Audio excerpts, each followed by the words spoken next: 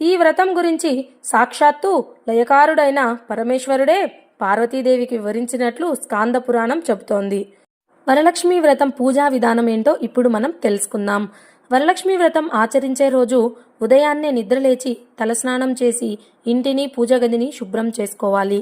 పూజ గదిలో మండపాన్ని ఏర్పాటు చేసుకోవాలి. అనంతరం బియ్యపు పిండితో ముగ్గు వేయాలి. దానిపై కలశాన్ని ఏర్పాటు చేయాలి. కలశంలో బియ్యం లేదా నీరు పోసి తమలపాకులు, నాణాలు, పసుపు, కొబ్బరికాయను దానిపై ఉంచాలి. కొబ్బరికాయకు పసుపు కుంకుమ పెట్టి అమ్మవారి విగ్రహాన్ని అలంకరించాలి. చీరతో కలశాన్ని అలంకరించడం మన ఆచారం. కలశం వెనుక లక్ష్మీదేవి పటం లేదా విగ్రహాన్ని ప్రతిష్ఠించాలి. పూజా సామగ్రిని సిద్ధం చేసుకోవాలి. పసుపు, కుంకుమ, అక్షింతలు, పూలు, పండ్లు, నైవేద్యాలు, తోరాలు, పసుపు గణపతిని ముందుగానే సిద్ధం చేసుకోవాలి. తోరాలు ఎలా తయారు చేసుకోవాలంటే తెల్లటి దారాన్ని 5 లేదా 9 పోగులు తీసుకొని పసుపు రాసి దానికి 5 లేదా 9 పూలతో ముడులు వేసి తోరాలను తయారు చేయాలి.